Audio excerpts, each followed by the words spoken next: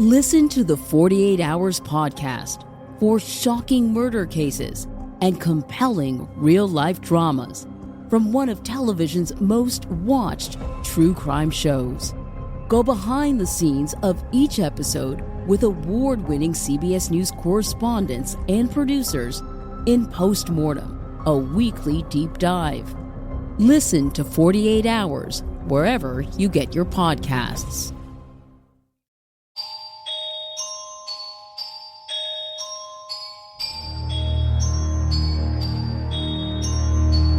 Vá de retro, Satanás. Você já deve ter ouvido essa expressão 1 milhão de vezes. Isso pode ocorrer porque a história sobre o exorcismo e possessão geralmente atrai bastante atenção e curiosos, provocando um medo no público em geral. E há 50 anos, o filme O Exorcista marcou na nossa memória coletiva uma versão inédita e perturbadora do que seria presenciar uma possessão demoníaca, influenciando praticamente tudo que veio depois sobre o tema, seja nos filmes, nos livros, jogos e séries de TV. E é por isso que esse assunto nunca sai de moda. Por isso que no episódio especial de hoje do Mundo Freak Confidencial, selecionamos exorcismos brasileiros, material nacional, e a gente vai comentar deles logo depois da vinheta, e a gente já volta.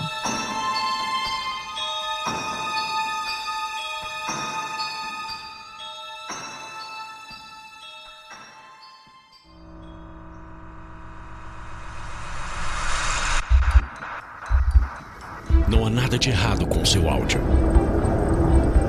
Adentramos agora através dos seus sentidos.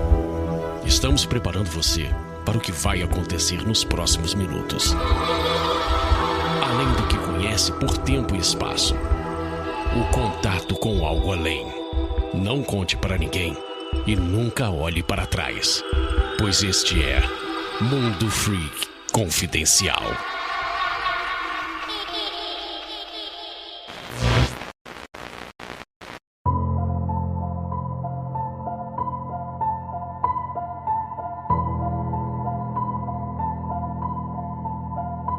Longos dias e belas noites, queridos ouvintes. Está começando mais um Mundo Freak Confidencial. Eu sou o Satanás. Brincadeira, eu sou o André Fernandes. E hoje nós vamos ter um pupurri, um compiladão de exorcismos brasileiros. Para você que acha que, assim como discos voadores, o demônio só comparece na gringa, estás muito enganado. E para me ajudar temos aqui ele, Beelzebub, Fernando Ticon. E aí, galera, me chamaram aqui para ter um papo com o demônio. Achei muito bacana esse convite, então estou aqui junto com os nossos amigos, coleguinhas aqui de sessão de exorcismo. Temos aqui também a nossa Lilith, Débora Cabral. Olá, meu nome é Arobed. É Débora ao contrário, eu achei que faria bem pro tema. Olha aí, ó. Então, poxa, mas aí eu saio muito prejudicado. Eu sou o demônio Ierdna. Esse fica muito feio. Eu sou o Ibag. É horrível. Ibag. Não, pô. Ibag é maneiro, pô. Um demônio da Mesopotâmia. Não é? Ó, o meu começa com H, fica da hora, porque parece tipo Harobed. Ó. Olha aí, ó, tá vendo? Então é melhor que Ierdna. Pô, Ierdna não respeita um demônio chamado Ierdna. Aí é escrotíssimo, né? Temos aqui nossa queridíssima Gabi Laroca. É um excelente dia para um exorcismo, não é mesmo, queridos colegas? Olha aí, frases clássicas do cinema. Hoje a gente tem especialistas em cinema, especialistas em exorcismo, para falar de casos bizarros. E eu tenho um recado pra dar pra você que tá aqui com a gente hoje, porque é o seguinte, galera. Hoje o episódio, ele é muito especial, pois a Universal Pictures convidou a gente pra falar sobre famosas histórias de exorcismos que aconteceram aqui em terras brasileiras. E pra gente já ir entrando no clima também. Do quê? Do filme novo de um fenômeno cultural que invadiu nossos corações de medo e que agora está entre nós. Ele mesmo, dia 12 de outubro, estreia o filme O Exorcista, o Devoto. Somente nos cinemas e com sessões antecipadas na quarta-feira, dia 11, para você começar o feriado já no clima de Halloween. Então, galera, quero aí vocês pegando sessão da meia-noite. Tudo bem, pode pegar de tarde, mas quero ver aí se pegar à noite essa sessão aí, hein? Esse próximo filme conta a história de um pai de uma criança possuída que busca a ajuda de Chris McNeil, sim, a mãe da Regan, do filme original. É um filme que ele se passa no mesmo universo do filme clássico da década de 70, O Exorcista, né? Trata-se de uma nova trilogia que vai explorar a história original de 73 como nunca antes, numa jornada cinematográfica totalmente nova, com apostas cada vez mais altas e mais momentos aí de gelar o sangue e deixar o cabelo em pé. Então, galera, é um filme que se passa no mesmo universo do original, como a gente tá falando, com a volta dos personagens clássicos, produzido também pela nossa queridinha, a Blumhouse, que tanto citamos aqui no podcast e que estamos sempre recomendando as produções. Lembrando, sempre que é preciso verificar aí a classificação indicativa dos filmes. Então tome bastante cuidado com isso. E que tem versões acessíveis também disponíveis aí no filme. Se você tiver qualquer dúvida, é só consultar aí o cinema da sua preferência para mais informações. E ó, tenha certeza que semana que vem, dia 12, estaremos não apenas eu, Andrei Fernandes, como toda a galera freak aí nessa experiência que, cara, vai ser incrível aí no cinema. Bora marcar? Então a gente se encontra lá.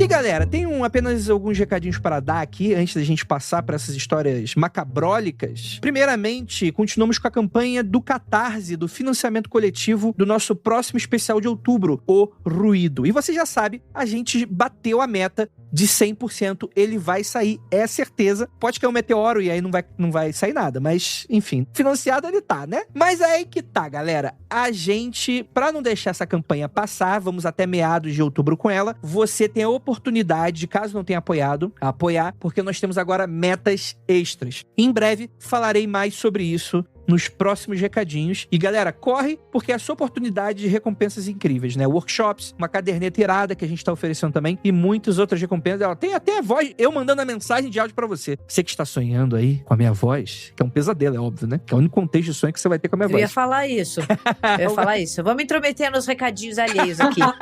Gente, quando o Andrei me manda mensagem de áudio, eu fico 3 dias sem dormir, entendeu? Traumatizada completamente. Mas até aí tem as suas utilidades, que é você mandar pros seus inimigos a minha voz, falando, ó, galera, cuidado aí. E pra não deixar a peteca cair, final de outubro agora, a gente vai ter o quê? Exatamente, um evento especialíssimo do Mundo Freak Confidencial, uma festa à fantasia aqui na cidade de São Paulo. Então, para você que estará aqui em outubro, dia 28, sábado, é o momento. O link do Simpla para você garantir seu ingresso vai... Galera, sem brincadeira, tem muita coisa legal, mas eu vou deixar o próximo recadinho para dar um pouco de detalhes. Mas é só para você falar que, ó, os ingressos podem esgotar. E eu vou dizer, já foi 1/4 de ingresso. Então, talvez nas próximas semanas tenha uma dificuldade na correria. Então fica aí a oportunidade para você conhecer a galera freak. Vai ter algumas atividades muito legais. E é claro também você se divertir. E reforço aqui, hein? Ninguém vai ser proibido se não estiver fantasiado de entrar. Mas é recomendadíssimo você estar fantasiado. Então já vai pensando aí nos chifrinhos que você vai colocar, no rabinho que você vai ter, que vai ser bem divertido aí. Quero ver você lá, tá bom? Então é isso. Bora falar sobre exorcismo?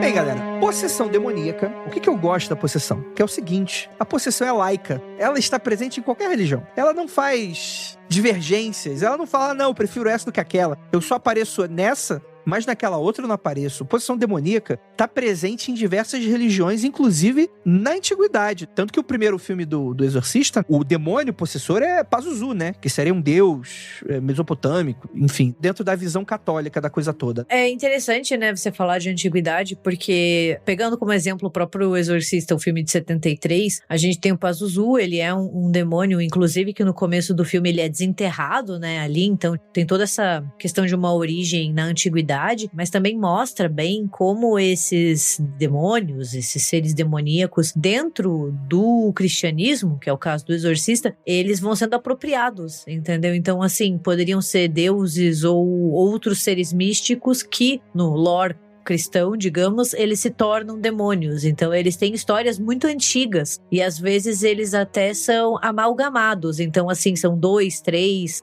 que vão ter origens diferentes e daí no cristianismo se transformam em um demônio e assim por diante. Tem umas questões aí que acho que você fala muito bem, né? Porque não são apenas demônios, né? Todas as tradições vão ter certas figuras maléficas. Por exemplo, você tem muito no Islã a questão dos djinns, né? Quer dizer, os djinns têm a capacidade de fazer uma espécie de possessão. Você vai ter diversos povos ameríndios que vão acreditar em entidades específicas. Então essa presença, vamos dizer assim, é que o mal, ele é muito essa ideia meio binária, cristã. Mas você tem seres capazes de fazer o mal, que às vezes podem ter uma tendência neutra, de certa maneira, mas que podem te infligir de alguma maneira. E toda vez que a gente está falando sobre uma possessão, é uma tomada de poder por vias que a pessoa não está querendo, né? Não é um tipo de incorporação, não é um tipo de, sei lá, de intuição, não é você ter ajuda, por exemplo, os gregos, né? A palavra daimon, que virou a corruptela demônio, né? Eles tinham muito essa coisa de você ter os espíritos como uma parte de intuição e de você ter ideias de espíritos, né? Musas inspiradoras, por exemplo. Possessão, a gente tá falando sobre esse lado mais negativo mesmo. E hoje a gente vai conhecer não só alguns casos raros de exorcismo do Brasil, como também padres e até um grupo religioso que praticava exorcismo e tirava um plá aí com o demônio. E aqui no Mundo Freak você vai saber quais são. Nando, qual é o teu envolvimento com o demônio? Cara, eu tava falando com o demônio ontem, e aí a gente tava assim, tipo, tentando entender assim, cara, como é que vai ser esse final de ano, assim, pro Mundo Freak, né? O que a gente vai aprontar? E aí ele falou, por que não falar dos casos que eu participei aqui no Casos Famosos no Brasil, né? Mas, cara, o meu envolvimento com demônios é o seguinte, existe toda essa questão de você pegar a iconografia, as entidades todas de inúmeras religiões, inúmeras culturas e demonizar, criar uma imagem para se tornar um inimigo e tal, para ser utilizado sim nesse discurso preto no branco. Mas aí quando você entra na pesquisa, né, quando você vai pesquisar, por exemplo, eu tava olhando sobre o Pazuzu hoje, cara, o Pazuzu é uma entidade que é maligna, sim, traz pragas, é um demônio do vento, uma coisa assim, mas ele também, ao mesmo tempo, era usado como amuleto para proteger mães e gestantes, porque ele era a entidade que brigava com um outro demônio que devorava crianças. Então as mães botavam colares de Pazuzu ou em cima da cômoda ou do móvel, assim, do ambiente, ou usava o colar e tal. Então, isso é muito louco, pensar que é realmente uma interpretação, né? É como você interpreta aquela entidade, aquela construção. Mas quando a gente traz para o exorcismo da cultura pop ou do nosso conhecimento comum, assim, moderno, cara, é muito o que a gente consome da cultura pop, né? Que é o caso do Exorcista. Ele que trouxe toda essa carga, essa ação, né? Esses efeitos especiais todo para a questão do combate ao mal, né? Eu acho muito, muito interessante isso que você falou, porque a gente tem temas, digamos assim, que são abordados muito pelo cinema, né? Possessão, exorcismo, bruxas, vampiros. E tem alguns filmes ao longo da história do cinema que mudam a nossa definição desses temas. Eu acho isso muito legal. E o Exorcista, pra mim, e não só pra mim, eu acho que tipo pra qualquer um que goste de cinema de terror, ele muda a maré, digamos, do que é um filme de exorcismo, do que é um filme de possessão. Tanto que quando a gente fala de possessão hoje em dia, a gente já remete às cenas clássicas do filme. A gente remete ao vômito verde, a cabeça girando, né? E quando a gente vai pesquisar o exorcismo, que daí a gente vê que tem uma coisa muito plural nessas práticas e nesses relatos, né? Como a gente vai ver os casos no Brasil, por exemplo, né? Porque a nossa definição de exorcismo e de possessão, ela é muito definida pelo cinema, e principalmente por causa do Exorcista. E isso eu acho muito interessante, como um filme, ele impacta o imaginário coletivo por décadas, sabe? A ponto de mexer em algo que acontece desde a antiguidade nas sociedades, sabe? Isso é muito, muito interessante. E aí eu só queria também trazer um ponto que eu acho que é muito importante, que contribui diretamente para o que a gente vai falar hoje, que é o fato de que o exorcismo, ele não é filmado ou documentado, né? Na verdade, a indicação de um exorcismo católico é que você não dê publicidade a ele, sabe? Que você, inclusive, é a base da coisa, né? Você não dá voz pro demônio, né? Você não expõe ele por aí. Então, por isso que não tem muitos casos, assim, que são realmente amplamente divulgados. E é diferente daquele exorcismo de TV, vamos dizer assim, né? Que toda hora é uma pessoa que tá sendo supostamente exorcizada ou tirada do demônio, que aí já é um show. é literalmente uma apresentação, uma performance para poder impressionar as pessoas o maior número de fiéis possíveis, né? Então você vê como é que diferentes culturas, crenças lidam com essa coisa do exorcismo, né? Inclusive por motivos muito diferentes. Enquanto a Igreja Católica faz dessa forma, né? Que é a forma mais tradicional e mais antiga de todas dentro do que a gente conhece. Outras formas, né? Por exemplo, exorcismo de TV, uma coisa mais aberta, ele foca muito nessa mensagem que todo dia o demônio age, todo dia você tem que exorcizar e é sempre em torno do demônio, né? Sabe? Às vezes é mais sobre o demônio do que qualquer outra coisa. Outro ensinamento de Deus, por exemplo. O que dá mais clique, Andrei? Falar mal do demônio ou falar coisa boa? É exatamente isso. Falar bem do demônio e falar coisa mal. É isso que dá. Sobre o filme do Exorcista, eu concordo muito com a Gabi. Eu sei que ele é o padrão, assim, ele é tipo... Essa comparação com música aí, que é tipo o Led Zeppelin, saca? Tipo, ele é o clássico e, tipo, se você tentar fazer algo parecido, é meio cópia, sabe? As pessoas meio sabem. Falam assim, não, isso daí o Led Zeppelin já fez. O filme original do Exorcista, ele fez isso. Temos aí algo... esses são todos as dúvidas da galera sobre esse novo filme. Quer saber se vai conseguir manter o que foi o Exorcista, né? Porque ele é realmente o clássico pro filme de terror sobre possessão. Agora, se eu assisti, a resposta é não, eu não vi esse filme ainda. Porque eu sempre fui muito cagona com filmes de terror. Eu tô começando agora, depois dos 30. Você nunca viu o Exorcista? Eu não conseguia nunca assistir o Exorcismo, porque a minha mãe é fã de filmes de terror. Minha mãe assiste qualquer filme de terror, dorme, ela acha qualquer filme, qualquer coisa, e ela falava, o Exorcista eu tenho medo. Aí eu falei, então beleza, tá aí um que eu preciso trabalhar pra conseguir. Mas o que eu fiz numa Campus Party, que eu estava junto com você, senhor Andrei, foi pegar o livro O Exorcista emprestado pra ler. Sim. E eu posso garantir pra vocês, eu nunca senti tanto medo estando rodeado de 6.000 pessoas. Eu estava lendo na barraca e eu tive que sair da barraca pra ficar olhando em volta e falar, caralho, o que aconteceu, mano?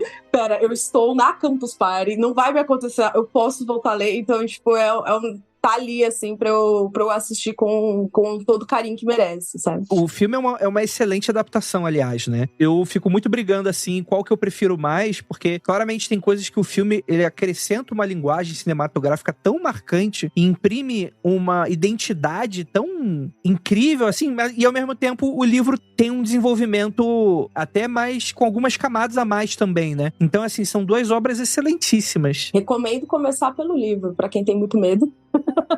Eu gosto muito do livro, né? Ele foi escrito pelo William Peter Blatty, que é quem fez o roteiro do filme, então eu acho que isso, assim, é aquela junção de uma pessoa que conhece o que escreveu e sabe o que funciona e o que não funciona para levar para as telas, né? E pensando daí na adaptação, né? Porque a história é aterrorizante. Eu lembro que a primeira vez que eu li o livro, eu fiquei, assim, morrendo de medo e extremamente desconfiada de tudo, assim. Parece que você sente algo que não devia estar sentindo, mas o filme, ele se beneficia da imagem, né? E é algo que o cinema em si tem esse benefício, porque a gente tem daí tudo aquilo que a gente leu muito mais visual, né? E daí os filmes de exorcismo, iniciados pelo Exorcista, eles bebem muito do que a gente, quando trabalha com cinema de terror, chama, que é a tecnologia da salvação, que é você usar esses ícones católicos, assim, tipo, usar o terço, usar a reza, usar o crucifixo, tudo que o filme usa para demonstrar todo esse embate entre o bem e o mal, né? E daí a gente tem essas imagens que reforçam essa disputa gigantesca pelo corpo da Regan e toda essa questão que envolve religião, né? Então é sensacional. Eu gosto muito do filme de 73, eu sou até suspeita pra comentar, então pra mim é um daqueles que muda a gente enquanto espectador e muda também a história dos filmes que vieram depois. E ó, eu vou fazer um convite pra Debs, a gente vai assistir o Exorcista original e vamos depois ver a continuação no cinema, hein? Por favor. Precisa assistir, então eu topo. É um filme que tá na minha lista dos tipo, cara, como você gosta de cinema e você não assistiu esse negócio ainda, sabe? Aí eu fiz, não, eu sei que eu tenho que ver. Eu seguro sua mãozinha junto com a Ira, assim, cada um de um lado assim, e a gente assiste junto. Sim. Obrigada. Eu vou precisar das mãos pra cobrir o olho de vez em quando. Vamos lá, gente. Eu vou falar de Exorcismo Real porque, afinal de contas, o filme do Exorcista, ele precisou se basear. E você já sabe que a gente já gravou esse episódio, né? Falamos sobre a história real por trás do Exorcista, que é o Mundo Freak Confidencial número 303. Olha aí, galera da numerologia. A história real por trás de O Exorcista. Que não são essas que a gente vai falar hoje, mas são as brasileiras. E já vamos começar com um caso agora. Agora não, né? Tem bastante tempo. No Rio Grande do Sul.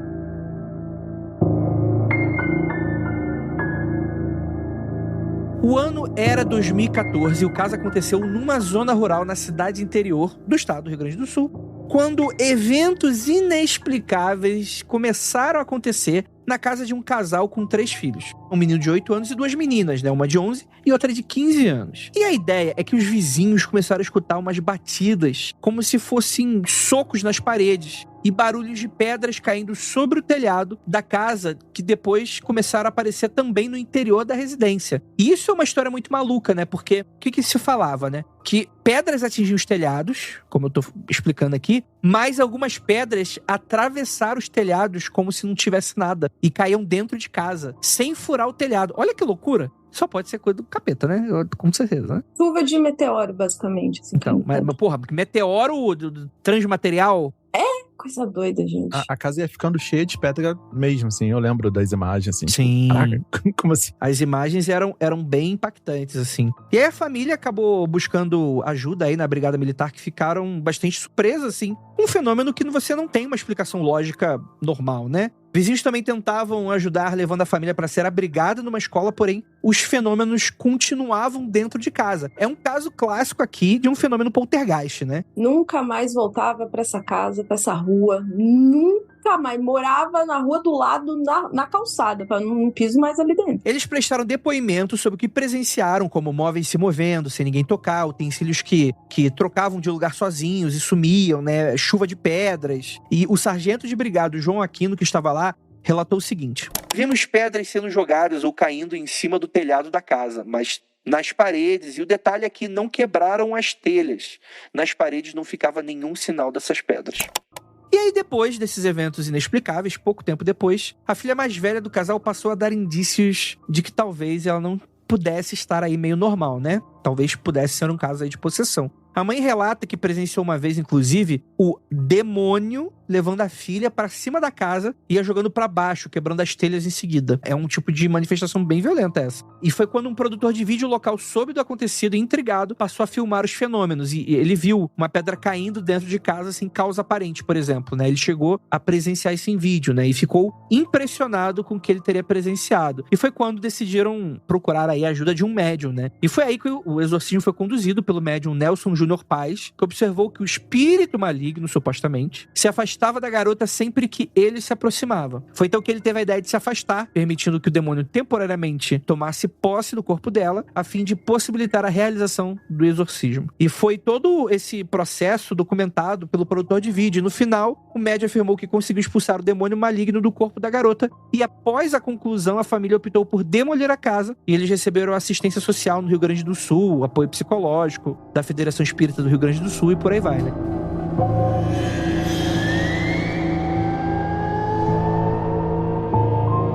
É um final feliz, talvez? Eu queria saber o que aconteceu, né? Corretíssima atitude dessa família. Demoliram a casa, né? É demolir a casa. Essa é a parte mais correta que tem pra acontecer. Mas e o processo que foi documentado? A gente tem acesso a ele? Então, foi amplamente divulgado, tipo, na TV aberta, inclusive. Eu lembro quando era 2014, né? Eu lembro de passar na televisão. Quando eu era criança, em 2014, Chico, ele ia falar isso, ia falar, poxa, gente, em 2014 eu estava na faculdade. Eu tinha 24 anos, gente. Não, eu lembro, tipo, passar tipo um especial do domingo, sabe? Um daqueles especiais de programa de variedade do domingo. E eu lembro das filmagens, eu lembro dos jornalistas, eu lembro dos relatos, assim. E foi muito impressionante, porque não tinha como explicar Assim, existem várias hipóteses, claro, mas tipo, é muito específico e como tudo foi feito, né? Você vê as fotos das pedras em cima da casa, assim, tipo, tudo organizado. Aí depois dentro da casa. Então, pra poder manipular isso, né? Os barulhos, as fotos, as gravações, tem que ser uma coisa muito combinada. Mas com um envolvimento tão grande de todo mundo, eu realmente não sei o que tirar, né? Se era ou não. Mas no final das contas, foi feito o que precisava ser feito, que era destruir a casa. E as pessoas. Mentira, é só casa. Caralho, do nada. É o demônio aqui, o demônio tá gravando com a gente. O que eu vou dizer, assim, sobre essa coisa do exorcismo no Brasil, eu acho uma pauta muito interessante, porque é muito diferente quando é aqui perto, sabe? Assim, quando tá do nosso lado. As coisas, elas ganham outro aspecto. E quando você vê uma casa brasileira acontecendo essas coisas, o medo fica muito maior. Porque, Sim. honestamente, casa americana é feita de papelão, sabe? Qualquer coisa ultrapassa aquilo ali, sabe? Você dá um soco na parede, você quebrou 4 andares. Então, tipo, quando você vê isso acontecendo com as nossas casas, as nossas paredes, assim, você vê realmente que o bagulho é muito mais diferente do que a gente tá imaginando, é muito mais sério também. Então, pra mim, deixa mais assustador ainda. Que eu acho, assim, que esse caso, ele chama bastante atenção, né? Justamente por ser um caso brasileiro, a gente tá tão acostumado a ver isso fora, né? O que nos deixa um pouco apreensivos, né? E se fosse? Poxa, Rio Grande do Sul, é aqui perto. Eu moro no Paraná. E se fosse na minha casa, entendeu? E se fosse comigo? Se fosse com a minha família, né? Mas outra coisa desse caso específico, né? É o fato de que quem ajudou a família, né, foi a Federação Espírita. E quem foi conduzir esse exorcismo foi um médium, né? E a gente tá tão acostumado a pensar no padre de colarinho chegando em casa, justamente por causa do exorcista, né? Tipo, com a maletinha chegando ali na neblina, que esses casos mostram e são exemplos muito significativos de como o exorcismo é uma prática religiosa multiplural, né? Então, assim, a possessão, ela aparece em várias matrizes religiosas. Claro que aqui a gente tá falando ainda de cristianismo, né? Mas não é o catolicismo. Mostrando de que existem casos fora dos padres e fora da Igreja Católica. E também é bom a gente, tipo, frisar de que recentemente os filmes de terror, principalmente vindos da Ásia, que se popularizaram e tal, acontece o contrário, né? A possessão é esperada. Tipo assim, os personagens, alguns deles dentro de uma cultura, uma religião asiática, tipo assim, você nasceu, agora você é a próxima que vai ser possuído pela deusa, sabe? Então você vai ser a nova deusa, a sacerdotisa, sabe? A filha mais nova e tal. Então, em algumas culturas, é normal aquela criança, aquela pessoa ser possuída, teoricamente, por alguma entidade, e aí ela passa a ser cultuada por aquela comunidade, né? Então, até nisso é legal você ver as diferentes formas de interpretação. E aí, quando vem o exorcismo, né? Aí sim, cara, tem toda a parte de médiums que trabalham nessa parte. A Igreja Católica, que é o que tipo, realmente popularizou com filme, né? E aí, muita coisa veio trazendo da Igreja Católica. Mas eu acho ainda mais interessante quando você pega o que a gente aprendeu, né? Dos filmes da Igreja Católica e compara com as outras, né? Aí eu acho que isso cria muito mais possibilidades de entender como é, sabe? Essa relação do humano com o sobrenatural, né? Ou a gente é muito forte, ou a gente é muito fraco. Mas, tipo assim, sempre tem que ter esse contexto, né, que você tá vivendo. É porque a Igreja Católica, né, ela tem a materialidade da coisa. E os protestantes, por exemplo, eles rompem com essa materialidade quando eles se separam da Igreja Católica. Não sou historiadora de religiões, tá, gente? Tô dando aqui meus centavos. Mas, assim, por isso que quando a gente pensa, né, porque a gente até fica pensando, mas por que toda vez que eu penso em exorcismo, eu penso em padre, eu penso em ritual católico, né? Eu penso nessas coisas. Porque tem a questão da materialidade, além dos filmes, né? A Igreja Católica, ela mantém isso, o santo, essas coisas, né? Enquanto os protestantes, por exemplo, as igrejas pentecostais, né? Os pentecostais também fazem exorcismos por um outro viés. Só que daí não tem a questão da materialidade. Então você tem algo menos, digamos, icônico, no sentido de ícone, sabe?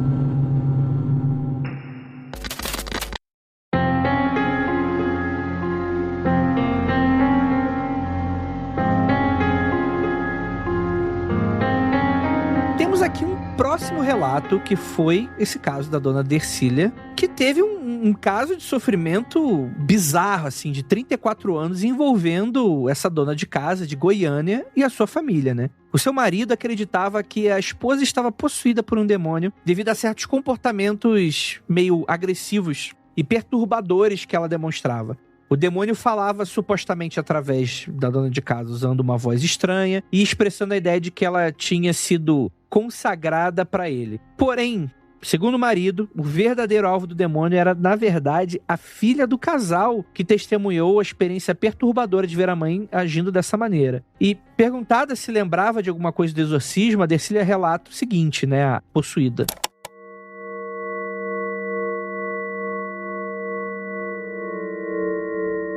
Eu lembro só quando eles começavam a oração e ia me dando mal-estar, uma coisa ruim, assim. Aí eu não lembro de mais nada. Aí no outro dia, quando chegava em casa, eu estava toda machucada. Boca, braço, tudo. Aí eles me contavam tudo o que tinha acontecido. E esse caso teria sido resolvido pelo padre Vanilson, que levou apenas um dia para exorcizar. E, cara, esse Vanilson deve ser louquíssimo, né? Porque casos de exorcismo, eles às vezes costumam levar semanas, meses, às vezes até anos, né? A gente tem diversos casos, porque a gente acha que é como no filme, né? Obviamente, a gente tá falando aqui do filme do Exorcista, ou qualquer outro tipo de filme, dá essa impressão que às vezes acontece da noite pro dia, ou em uma semana, mas geralmente são casos bastante longos aí, né? Só que aí que tá, quem é padre Vanilson, né? Ele, que já foi intitulado como o único exorcista do Brasil, ele vive hoje na paróquia de Nossa Senhora do Perpétuo Socorro. Achei digno o nome da igreja, né? Da paróquia, né? Faz sentido. Que fica situado em Brasília. E ele foi o único padre autorizado até o momento que a gente pesquisou, mais ou menos ali, 2022 e tal, pela diocese a realizar essa prática de exorcismo aqui em terra brasileira, né? Mas desde 2022 ele tá afastado das atividades após várias polêmicas, né? Ele também foi proibido das atividades e por aí vai, né? Eu imagino que é o tipo de ícone que gera muita polêmica, né? Porque você vai ter essa discussão cética, né? Que você vai imprimir, pô, será que a pessoa não tá passando talvez por um outro tipo de problema e coisa nesse sentido? Então é o tipo de coisa que é sempre muito criticada. E também tem o que o Nando tava falando aqui há pouco, né? Faz pouco tempo que ele tava falando disso, o quanto que a Igreja Católica preza pra esses assuntos não saírem tanto, né? Não ficar na mídia, né? Não em ficar polêmica e tanto na mídia. Então, se o padre tava começando a ficar famoso por isso, padre, vai dar uma viagem, sai daí, você não vai continuar fazendo, não. A gente não quer esse tipo de publicidade pra gente, né? Então também tem essa possibilidade. Pô, e é curioso porque ele mesmo já admitiu que em 2012, quando assumiu seu papel, de 2012 a 2015, ele só tinha presenciado um caso de exorcismo. Só que, mesmo assim, ele afirmava que a fila pra atender chamado é imensa, gigantesca. E embora muitos outros casos pudessem ser resolvidos com padres comuns, segundo ele. E Vanilson diz que existem dois tipos de influência dos espíritos malignos: a opressão e a possessão. Ele explica o seguinte: o mal é como uma chama, você não pode vê-lo, mas sentir a sua presença. Quanto mais perto dele, maior o calor ou a influência dele sobre você. Se o demônio entrar em uma pessoa, aí sim é possessão. Ele tem o controle de quem ele adentrar. Porque desde que a gente volta para relatos bem antigos de possessão demoníaca, e isso assim, antigos vai para a idade moderna, assim, séculos atrás, você tem algumas etapas, né? E que eles relatam, por exemplo, e até hoje, e os filmes bebem muito disso, que primeiro o demônio, ele te oprime, no sentido de que ele fica ali te atentando, te fazendo sofrer, e quanto mais mexido, né, ou atingido você vai ficando, mais fácil dele entrar em você, né? Pra mim é muito um embate entre o mal no exterior e o mal do interior, né? Porque a possessão, ela é o ápice do mal interiorizado, né? Ele é o mal que entra em você e ele toma conta do seu corpo e ele tira a sua autonomia. E quando ele tira a sua autonomia, ele também entra na sua relação com a sua religião. E daí que você tem o pior, né? Independentemente do que você acredita, ele mexe nisso, né? Que é o mal interior. Então é muito interessante porque a gente imagina às vezes que é assim, você acorda um belo dia e você tá possuído, né? E todos esses casos, eles mostram que às vezes são anos, né? Veja aqui, mais de 30 anos ou muito e muito tempo das pessoas passando por essas questões muito delicadas e muito sofrimento envolvido até finalmente procurar ou conseguir ajuda, né? E tem os casos também que a igreja faz, né? Bom, pelo menos é o que eu sei, não tem muita pesquisa nisso, não tenho nenhuma pesquisa nisso, mas que a igreja normalmente tenta evitar quaisquer outros problemas que não sejam de ordem espiritual real, assim. Eles vão tentar tirar quaisquer dúvidas de qualquer problema psicológico ou transtorno que a pessoa esteja passando, para garantir que não vai estar misturado, né, uma coisa com a outra. Então demora mesmo para a igreja virar e falar, ok, esse é um caso que merece ser acompanhado pelos padres e tal, ou as outras entidades religiosas competentes. Falando especificamente do padre Ivanilson, eu tava pesquisando um pouco mais sobre, a trajetória dele, a história toda. E ele participou, em 2014, de uma matéria super maneira, assim, do Fantástico, né? Uma matéria que entrevistava padres, exorcistas, falava sobre o papel do exorcismo nas igrejas e tal. E aí, após, 2014, foi 2015, acredito que ele foi afastado. O Vaticano, enfim, o bispo responsável, acredito que não tenha deixado mais ele agir como exorcista e nomeou outro padre para ser essa pessoa responsável na região de Brasília. Mas é muito interessante ver que isso pode ter sido, essa exposição que ele teve com o Fantástico, um programa assim com um alcance nacional gigantesco, Toda essa exposição pode ter desagradado a igreja, assim, sabe? Pode ter sido motivo para ele ter sido, sabe, destituído, essa possibilidade, essa autorização. Porque não é a coisa que eles buscam, A igreja evita a controvérsia, evita ficar sendo questionada, vamos dizer assim, É uma forma deles lidarem com isso. Então é legal a gente também pensar sobre, cara, por que esses padres ficaram famosos, Tipo assim, de onde veio a fama deles. E aí também vem aquela coisa que é aproveitado muito no cinema, tá? O exorcismo não autorizado, Pessoas que não têm poder de exorcista, não têm conhecimento, ou pelo menos não têm autorização, e elas vão lá e vão ter que fazer um exorcismo não autorizado, e aí pode dar tudo errado, sabe? Então, até isso é usado nas histórias pra você criar uma tensão, uma coisa e tal. Cara, mas aí me lembra um amigo católico que eu já conversei, e eu mandei essa, Porque aqui no Mundo Freak a gente tá sempre conversando sobre isso, e muito antigamente a gente falava mais sobre casos como esse, e tem essa mítica realmente, Que a igreja católica, ela desincentiva esse uso banal de exorcismo pra todo canto, assim, Que pode ser uma espécie de problema que a pessoa tá tendo, que não é de uma natureza espiritual, e justamente nesse tipo de coisa não cai na mídia e tal. Mas esse meu amigo me garantiu que isso é meio balela. E que padres ao redor do Brasil fazem exorcismo à torto e à direita e a parada rola mesmo. Tipo, tem pedidos e tem padres famosos, assim, que rodam o Brasil fazendo exorcismo para diversas paróquias e igrejas e comunidades de interior e coisas nesse sentido. Eles chegam até a ser famosos, assim. Então, vamos dizer que é uma coisa meio fora do radar, vamos colocar assim, Mas que em teoria rola isso aí sim. Eu acho assim, novamente, Não sou historiadora das religiões, mas quando a gente pensa em igreja católica, eu acho que o que a gente quer dizer é que a igreja católica, ela é muito fechada em si, Então, assim, é difícil você acessar os arquivos da igreja católica, por exemplo, Não é tão simples assim. Eles mantêm muito o ritual, todos os rituais, a sua burocracia dentro de si, em um sistema fechado, diferente de outras instituições religiosas. É um estilo, digamos. Mas eu acho, nesse aspecto, eu concordo com a Andrea, assim. Não acho que o exorcismo seja um tabu tão grande, assim, porque meio que é a luta contra o mal, entendeu? Na prática, é você lutar contra o mal, é o bem contra o mal. E isso tá no cristianismo, tá no catolicismo desde a sua origem, Tanto que em 1999, e assim, gente, 99 parece muito tempo, mas não é tanto assim quando a gente tá falando de religião, Quando a gente tá falando de prática religiosa. Em 99, a Igreja Católica, ela entrou no século XXI definindo um novo ritual de exorcismo e multiplicando o número de sacerdotes encarregados disso. Então, assim, ao fazer isso, ela entra no século XXI reafirmando a realidade e a materialidade do mal, do maligno. Então, assim, se fosse algo que ainda tivesse que ser escondido, ou assim que eles não praticassem mais tanto, digamos, não teria o porquê disso. Eu acredito que seja muito mais por um estilo da igreja de se manter mais fechada e de não contar o que está acontecendo. O que eu ia falar é que eu tive uma amiga que trabalhou comigo e com a Ira, e ela, muito católica, nos contou casos de possessão, de exorcismo dentro de retiros e espaços da igreja católica. Então ela contou vários casos pra gente Eu lembro que eu ouvi todos extremamente apavorados. Ficou 3 anos sem dormir. Até hoje ela não dorme por causa disso, entendeu?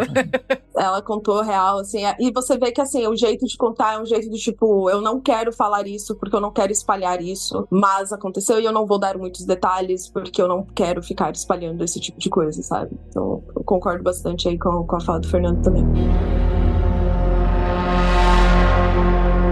Eu acho que eu posso também trazer aqui para a discussão o aspecto que o ato do exorcismo, né, toda essa parte de exorcismo, talvez até um pouco mais leve, mais corriqueira, tem muito a ver também com a crença, mas a parte psicológica da coisa. Ou seja, o padre entende aquilo é um surto, aquele problema pontual, e aí a fé da pessoa leva ela a experimentar aquilo, né, a vivenciar aquilo que ela acredita. Então o padre faz uma bênção, faz uma reza, faz uma coisa um pouco mais simples, e a pessoa se sente aliviada, né? Então, muitas das questões psicológicas que a gente vê, e aí sim, né, você tem a igreja falando que a maioria dos casos, os padres falam também, a grande maioria dos casos não tem nada a ver com posição, e sim a questão psicológica, ou a própria crença, ou os problemas que a pessoa tá vivendo naquele momento, ou nos últimos anos, né? Então existe sim todo um processo, tipo, tem uma entrevista, você tem um estudo, tem um acompanhamento de médicos às vezes e tal. Então, com o tempo e com essa energia, com esse processo todo, você pode descobrir melhor sobre o que aflige a pessoa, o que tá afligindo as pessoas. E aí, quando não tem esse tempo, né, e também não tem autorização do Vaticano, o exorcismo tem que ser express, vamos dizer assim, o padre muitas vezes realiza aquele sermão ou aquele rito mais simples ou uma bênção para poder aliviar a dor psicológica, a dor, tipo assim, pode ser uma dor da alma, pode ser assim, mas de fato não é a possessão que a Igreja Católica, como ela define, né, como é a possessão demoníaca definida pelo cânone da igreja. Eu sempre lembro daquele padre que afirmou, um padre italiano que afirmou fazer mais de 60 mil exorcismos na carreira inteira dele. E aí depois ele falou, não... Padre Amon, né? É porque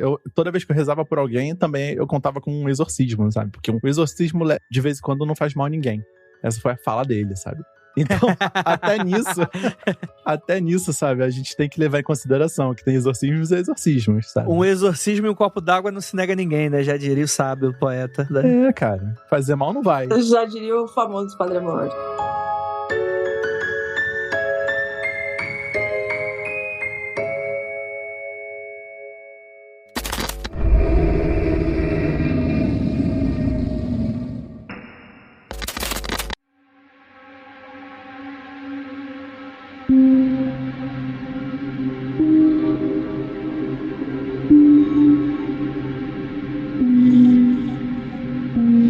E aí a gente vai entrar num tópico interessante aqui, né? Que são os arautos do evangelho. Que é um tema em que vários ouvintes já pediram pra gente fazer. Nós tínhamos um vídeo antigo em que a gente fez uma entrevista na época das polêmicas, em que um ouvinte nosso, né, que gostava muito da gente e tal, ele topou dar uma entrevista pra falar um pouco sobre o que acontece nos bastidores, porque era uma instituição que, pra quem não é um católico fervoroso, assim, fica muito no anonimato, né? Porque é meio que uma coisa muito isolada, né? Até o local deles, né? O castelo que eles ficam, enfim, né? E aí aconteceu uma série de polêmicas e que isso foi trazido à tona pela mídia, né? De gravações que eles tinham. E, cara, a história é o seguinte, pra você que não sabe, tá dando mole. Os Arautos do Evangelho é uma associação católica leiga fundada em 1996, dedicada à promoção da fé e da evangelização, segundo algumas diretrizes da Igreja Católica Apostólica Romana. E a ideia é que eles têm uma presença forte em vários países, incluindo o Brasil, onde são particularmente ativos. E assim, pelo que eu entendi, eles não são um braço da Igreja Católica. Eles são uma galera que é muito fã,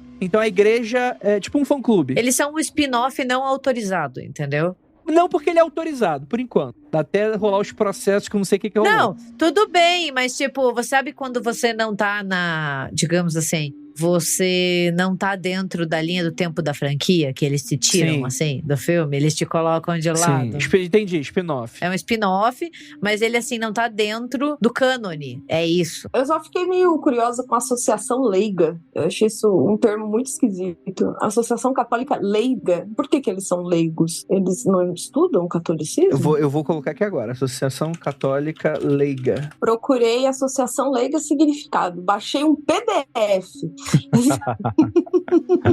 da Universidade La Rioja. E, de acordo com esse PDF aqui, associações leigas católicas. São denominadas associações leigas católicas as organizações de fiéis formadas a partir de critérios de cor de pele, socioeconômicos ou simplesmente vinculação ao catolicismo. Os devotos não eram ordenados, mantinham famílias, escolhiam santo patrono e desenvolviam com certa independência da Igreja Católica a sua devoção, seus ritos e suas festas. Oficialmente, a missão dos arautos do Evangelho, segundo consta, né, é promover os ensinamentos e valores do cristianismo, bem como a devoção à Virgem Maria, né, que faz parte da iconografia, da teologia da coisa toda. E seus membros são leigos que fazem votos de castidade, pobreza e obediência, mas não são sacerdotes da Igreja Católica. Talvez por isso tenham, ao longo de sua existência, se envolvido com várias polêmicas, né, e controvérsias devido às alegações de práticas religiosas questionáveis, que gerou até, segundo aqui as fontes que a gente leu aqui, vou deixar algumas fontes aqui no post do episódio, né, tem fonte aqui no G1, tem fonte no UOL, tem um monte de coisa que vocês podem observar, né? Em que você tem casos em que os arautos, eles teriam exorcizado, né, pessoas, tudo isso sendo mantido no sigilo, inclusive nomes de envolvidos, e que meio que seriam exorcismos não autorizados. A questão é que existem denúncias, né, de ritual de exorcismo que põem esse grupo católico brasileiro na mira do Vaticano. Então o Vaticano, ele abriu uma espécie de processo, vou colocar assim, né, e que tá julgando. Não sei se saiu já esse resultado sobre isso, né? Então às vezes os caras foram até absolvidos, não tô sabendo. Mas como eu falei, as notícias vão estar por aí. Então você tem aí uma série de vídeos que apresentam vários rituais de exorcismo e reuniões para discutir conversas de padres, o que seriam demônios possuindo fiéis que colocaram aí o grupo sobre o olhar aí do Vaticano, né? Então, você tem, por exemplo, a reportagem aqui do UOL, que eu vou fazer a citação direta, eles falam o seguinte: o UOL teve acesso a 9 vídeos gravados por integrantes do grupo há cerca de 1 ano e meio e que foram compartilhados fora do grupo desse ano. Nessas gravações, há cenas de um monsenhor falando em latim e realizando um ritual que seria para tirar o que ele chama de demônio do corpo de 2 adolescentes. Em outro, um membro dos arautos lê um relatório que narra o diálogo entre um padre e um demônio que estaria incorporado em uma mulher. Então a ideia geral é que eu acho que a igreja não gostou muito dessa ideia de entrevistar o demônio, né? Ainda mais o demônio sendo aí o pai da mentira, talvez, não sei se é o tipo de coisa que o Vaticano gostaria que estivesse rodando por aí dessa maneira, hipoteticamente, né? Porque, enfim, o Vaticano que tem que falar, não sou eu, não sou o Vaticano. Então fica aí a questão, né? A polêmica envolvendo aí, mas em teoria aí os arautos, eles... Você tem até uma citação aqui que fala que um padre Kleber, né? Ele explica que o tempo de duração de exorcismo é a vontade de Deus, entretanto, não pode deixar o paciente fatigado, e o padre descreve o kit básico para o ritual de exorcismo: água benta, sal bento, crucifixo e estola roxa, que seria aquela vestimenta clássica do exorcismo aí que a gente vê em filmes, né? Então, fica aí a curiosidade para você que quiser saber mais. A gente vai deixar algumas fontes aí para vocês. Na verdade, a curiosidade também que eu queria dizer aqui, que eu fui ver a pauta, fui ver as referências, e o padre Kleber é de Guarulhos. Então, eu queria deixar felicidade aí. Manda um grande abraço aí pro padre Kleber. Um grande abraço pro padre Kleber, do Jardim Tranquilidade.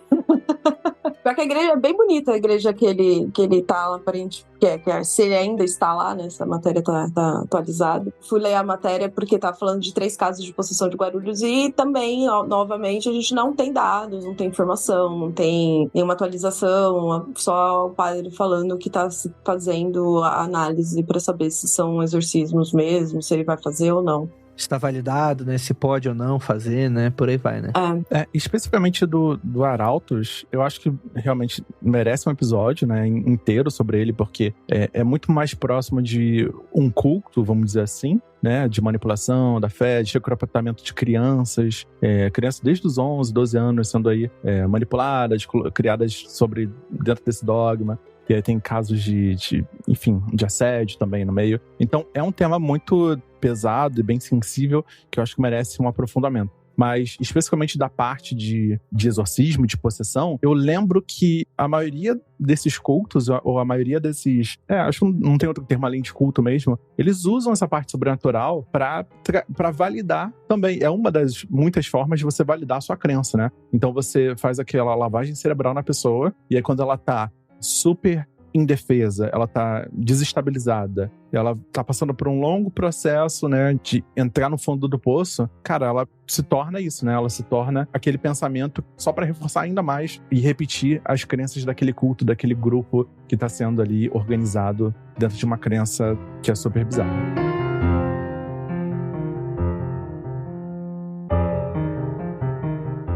Gente, e aí? O que os ouvintes acharam? Tem mais exorcismos brasileiros? Adoraria fazer a parte 2, inclusive. Você que tá sabendo de exorcismo aí, tem uma aconteceu comigo, você manda aí sua dose aí de exorcismo também. Mas tem outros exorcismos históricos brasileiros aí que deixamos escapar nesse episódio. Gostaria muito de agradecer a mesa que temos aqui essa noite. Lembrando, galera, dia 12 de outubro, a gente encontra vocês lá no cinema para assistir O Exorcista, O Devoto, e também sessões antecipadas no dia 11, então procure saber no cinema mais próximo de você. E ficamos por aqui, e aquilo, não olhe para trás.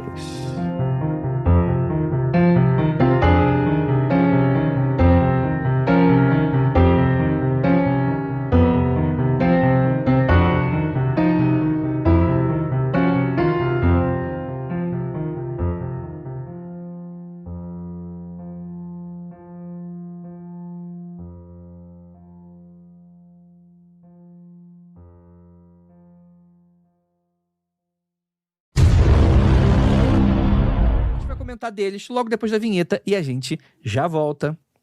Ficou escroto. E a gente já volta. Chega assim, e a gente já volta. Não, tem que mandar tipo, e a gente e aí os outros três já volta. Já volta. O próximo caso aqui é da dona Darcília. Eu relato a seguir. Calma aí. E, cara, esse relato ele é muito legal, porque acho que começar com um relato é muito legal. A pessoa que sofreu durante 34 anos da vida dela é meio escroto. Vamos voltar. Legal, porque não é com você, né? É muito não legal. É muito ilegal. É o demônio ilegal. O demônio entrou. É um imigrante ilegal, o demônio? Fica questionando. Com certeza. Se basear. E você já sabe que a gente já gravou esse episódio, né? Falamos sobre a história real por trás do Exorcista, que é o episódio número... Deixa eu pesquisar rapidamente. O Lucas não tá aqui pra falar de cor. Exatamente. Né? Cara, o Lucas é impressionante. O Lucas é uma máquina mesmo. Vamos lá. Você fala no episódio ali, número... Caramba, calma. Você não conseguiu pesquisar no Excel tão rápido, cara. Que é o Mundo Free Confidencial número 303. Então é isso, gente. Acabou. Porque Jesus humilha Satanás. Oh, yeah. Este programa foi produzido por Paratopia Podcast Storytelling.